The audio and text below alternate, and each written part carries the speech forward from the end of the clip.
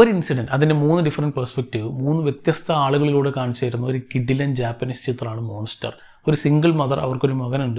So school വിട്ടു വന്ന ആ ഒരു കുട്ടിയിൽ ഒരുപാട് മാറ്റങ്ങൾ ഈ ഒരു വ്യക്തി കണ്ടെത്തുകയാണ്.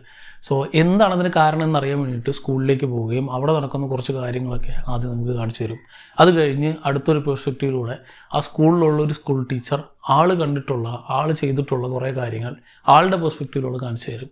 ദെൻ തേർഡ് പെർസ്പെക്റ്റീവായിട്ട് ഈ ഒരു കുട്ടി, ആ ഒരു കുട്ടി എങ്ങനെയാണ് ഈ ഒരു കാര്യത്തിൽ ഇൻവോൾവ് ആയിട്ടുള്ളത്, സോ എന്താണ് ആ കുട്ടിക്ക് പറയാനുള്ളത് എന്ന് തേർഡ് ആക്റ്റിൽ കാണിച്ചു തരും. സോ ഇത്തരത്തിൽ 3 വ്യത്യസ്ത ആക്റ്റിലൂടെ ഒരു പ്രോപ്പർ സ്ട്രക്ചറിങ് അല്ലാതെ, ഇപ്പോൾ നമ്മൾ സാധാരണ സിനിമ കാണുമ്പോൾ first act, second act, third act ഇങ്ങനെ കാണിച്ച് നിർത്തുന്നതല്ലാതെ ഇതിൻ്റെ ഒരു പ്രോപ്പർ സ്റ്റോറി ലൈൻ ഇല്ലെന്ന് പറയും. കാരണം ഇതിൻ്റെ സ്റ്റോറി ലൈൻ ഭയങ്കരധികം കോംപ്ലക്സ്ഡാണെന്ന് പറയാം. കാരണം 3 വ്യത്യസ്ത പെർസ്പെക്റ്റീവിനെ ഒരു റോഷമോൻ എഫക്റ്റിലൂടെയാണ് കാണിച്ചിരുന്നത്. സോ ഒരേ കാര്യം 3 ആൾക്കാർ എങ്ങനെ 3 രീതിയിൽ നറേറ്റ് ചെയ്യും എന്നതായിരിക്കും ഇതിൽ കാണിച്ചു തരിക. സോ ഈ നടന്നിട്ടുള്ള ഇൻസിഡൻറ്റിൽ ഏതാണ് ശരി, ഏതാണ് തെറ്റ് എന്നുള്ളതൊക്കെ പ്രേക്ഷകനാണ് വിട്ടു തന്നിട്ടുള്ളത്.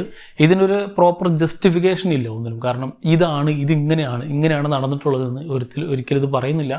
പക്ഷേ ഇതൊരു ഫേക്ക് അല്ല. നമുക്ക് വേണമെങ്കിൽ ചില സിനിമകളൊക്കെ ഇപ്പോൾ ഫേക്കായിട്ട് പറയാം.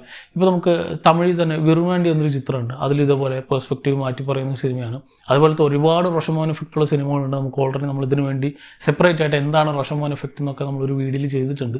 സോ എന്താണ് റോഷമോൻ എഫക്റ്റ് എന്ന് അറിയാത്തവർ ആ വീഡിയോ ചെക്കൗട്ട് ചെയ്ത് നോക്കുക. സോ ഇത്തരത്തിൽ റോഷമോൻ എഫക്റ്റിൽ വേണമെങ്കിൽ ഫേക്കായിട്ട് വേണമെങ്കിൽ കാര്യങ്ങൾ പറയാം. ഇതിങ്ങനെയാണ്, ഇതിപ്പോൾ ആദ്യം കള്ളം പറഞ്ഞതാണ്, പിന്നെ നമ്മൾ പറ്റിച്ചാണെന്ന് പറഞ്ഞിട്ട് പറയാം. പക്ഷേ ഈ സിനിമയിൽ അങ്ങനെയല്ല. ഇതിൽ ഫേക്ക് എന്നല്ല, ആ ഒരു ക്യാരക്ടറിൻ്റെ കാഴ്ചപ്പാടിൽ കണ്ടിട്ടുള്ള, അറിഞ്ഞിട്ടുള്ള കാര്യങ്ങളെ വെച്ചിട്ട് ആ ഒരു ക്യാരക്ടർ എങ്ങനെയാണ് ഇമാജിൻ ചെയ്തിട്ടുള്ള ഒരു കാര്യത്തെ നറേറ്റ് ചെയ്യുന്നതായിരിക്കും ഈ ഒരു 3 ആക്റ്റിലൂടെ കാണിക്കുക. പക്ഷേ എന്ത്, ഏത്, എങ്ങനെയെന്ന് ഡിസൈഡ് ചെയ്യേണ്ടത് നമ്മളാണ്. സോ അതുകൊണ്ട് തന്നെ ഒരു ഓപ്പൺ എൻഡിങ് ആണ് സിനിമയ്ക്ക് കൊടുത്തിട്ടുള്ളത്. ആൻഡ് എൻഡിങ് ഒക്കെ ഒരു രക്ഷയില്ലാത്ത സാധനം. കാരണം പലർക്കും പല രീതിയിൽ, ഇപ്പോൾ ഒരു 3 പേര് കാണുകയാണെങ്കിൽ 3 പേർക്കും 3 തരത്തിലുള്ള അഭിപ്രായങ്ങളായിരിക്കും ഈ സിനിമയുടെ എൻഡിങ്ങിനെ പറ്റി ഉണ്ടാവുക. പക്ഷേ സിനിമ ചർച്ച ചെയ്ത് പോകുന്ന കാര്യങ്ങൾ കുറച്ച് സ്ലോ പേസ്ഡ് ആണ്. കുറച്ചൊന്നല്ല, നല്ല സ്ലോ പേസാണ്.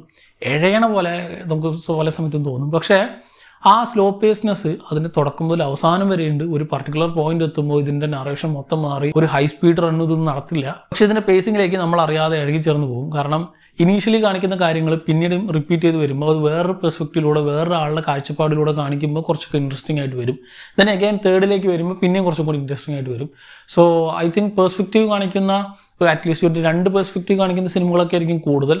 3 കാണിക്കുമ്പോൾ അതും ഒരു പർട്ടിക്കുലർ ടൈം പീരീഡിനുള്ളിൽ തന്നെ കാണിക്കുമ്പോൾ കുറച്ചെങ്കിൽ ഇൻട്രസ്റ്റിംഗ് ആയി സിനിമ വരുന്നുണ്ട്. അറൗണ്ട് ഒരു 40-45 മിനിറ്റ് വരുമ്പോൾ അടുത്ത പെർസ്പെക്റ്റീവ് ഷിഫ്റ്റ് ആവും, ദെൻ അടുത്തതിലേക്ക് ഷിഫ്റ്റ് ആവും. സോ അതും ഫ്ലാഷ് ബാക്കിലൂടെ പല കാര്യങ്ങളെ, പല ചർച്ച ചെയ്യപ്പെടേണ്ട വളരെ ഇൻട്രസ്റ്റിംഗ് ആയിട്ടുള്ള കുറേ കാര്യങ്ങളാണ് സിനിമയിൽ ചർച്ച ചെയ്ത് പോകുന്നത്. പക്ഷേ അതിൻ്റെ ട്രീറ്റ്മെൻറ്റ് എനിക്ക് ഭയങ്കര ഇഷ്ടമായി. പക്ഷേ പേസിങ്ങിൽ കുറച്ച് ഇഷ്യൂ ഉള്ളത് കൊണ്ട് തന്നെ എല്ലാവരും ഇത് മുഴുവനായിട്ട് കണ്ടിരിക്കുക എന്നുള്ളൊരു തോന്നലുണ്ട്. ഒരു പക്ഷേ തിയേറ്ററിലാണ് നമ്മൾ ഈ സിനിമ കാണുന്നതെങ്കിൽ ചിലപ്പോൾ ഒരു രക്ഷയില്ലാതെ നമ്മളിരുന്ന് കണ്ടുപോയിട്ടുണ്ടാവും. പക്ഷേ OTT കാണുമ്പോൾ ചിലപ്പോൾ അടിച്ചുവിടാനുള്ള ഒരു പ്രവണത തോന്നും. പക്ഷേ അങ്ങനെ അടിച്ചുവിട്ടാൽ ചിലപ്പോൾ അതിൻ്റെ ആ ഒരു ഇൻറ്റൻസിറ്റി നമുക്ക് കിട്ടില്ല. അത് പറയാൻ ഉദ്ദേശിക്കുന്ന കാര്യം അത്രയും മൈൽഡായിട്ടാണ് ഇങ്ങനെ പറഞ്ഞു പോകുന്നത്. സോ അതുകൊണ്ട് തന്നെ ഈ സിനിമ നിങ്ങൾ കണ്ടിട്ടില്ലെങ്കിൽ കാണാൻ പോവുകയാണെങ്കിൽ ഇനീഷ്യലി ഉള്ള ആ ഒരു പേസിങ്ങിൽ കുറച്ചൊക്കെ ക്ഷമ വേണം. പക്ഷേ അടുത്ത ആക്ടിലേക്ക് വരുമ്പോൾ അല്ലെങ്കിൽ അടുത്ത പെർസ്പെക്റ്റീവ് ഷിഫ്റ്റ് ആകുമ്പോൾ കുറച്ച് ഇൻട്രസ്റ്റിംഗ് ആയിട്ട് വരും. ദെൻ അടുത്തേക്ക് വരുമ്പോൾ കുറേ കൂടി ഇൻട്രസ്റ്റിംഗ് ആയിട്ട് വരും. സോ അത്തരത്തിൽ കുറച്ച് ക്ഷമയോടെ കാണേണ്ട ഒരു മൂവിയാണ്. പക്ഷേ കണ്ടു കഴിഞ്ഞാൽ വളരെ നല്ലൊരു എക്സ്പീരിയൻസ് നൽകുന്ന സിനിമയാണെന്ന് പറയും. ഇതേപോലെ തന്നെ ആയിരുന്നു വേണമെങ്കിൽ അനാട്ടമി ഓഫ് ഫോൾ എന്ന് പറയാം. പക്ഷേ അത് ഇതുപോലെ പെർസ്പെക്റ്റീവ് ഷിഫ്റ്റ് അല്ല, അതൊരു സ്റ്റോറി ടെല്ലിങ്ങിൻ്റെ കോംപ്ലക്സിറ്റി അല്ലെങ്കിൽ ആ നറേഷൻ്റെ വ്യത്യസ്ത പാറ്റേണൊക്കെ കാണിച്ചിരുന്ന സിനിമയായിരുന്നു. സോ അതുപോലെയല്ല, ഇത് എൻ്റയർലി ഡിഫറൻ്റ് ആയിട്ടുള്ള ഒന്നാണ്. ഈ സിനിമയുടെ ആ ഒരു സ്ക്രീൻ പ്ലേ മാറ്റി വെച്ചാൽ ഇതിലെ പെർഫോമൻസ്, ദെൻ ഇവരുടെ മേക്കിംഗ്, ദെൻ ആ ഒരു മൈൽഡായിട്ടുള്ള മ്യൂസിക്, ഇതൊക്കെ തന്നെ സിനിമയെ വളരെ എൻഗേജ് ചെയ്യിപ്പിക്കുന്നുണ്ട്. പ്രത്യേകിച്ച് അവരുടെ പെർഫോമൻസ് ഒന്നും ഒരു രക്ഷയില്ല. അത് ചെറിയ കുട്ടികളൊക്കെ വേറെ ലെവലിലാണ് ചെയ്തിട്ടുള്ളത്. പക്ഷെ അവർ പറയുന്ന കാര്യങ്ങളിലായിരിക്കും നമ്മൾ കൂടുതലായിട്ട് ഇൻവെസ്റ്റ് ചെയ്തിരിക്കുക. അതുകൊണ്ട് തന്നെ ഇവരുടെ പെർഫോമൻസ് കാരണം, ഈ ഒരു മേക്കിംഗ് കാരണം ഒരു നല്ല സിനിമാറ്റിക് എക്സ്പീരിയൻസ് നൽകുന്ന, അധികം നമ്മൾ കണ്ട് ശീലിച്ചിട്ടില്ലാത്ത ഒരുപാട് വ്യത്യസ്തം നടന്നൊരു സിനിമ തന്നെയാണ് മോൺസ്റ്റർ. സോ തീർച്ചയായിട്ടും ചെക്കൗട്ട് ചെയ്ത് നോക്കണം. ഈ സിനിമ ഇപ്പോൾ ഓൺലൈനിൽ അവൈലബിൾ ആണ്.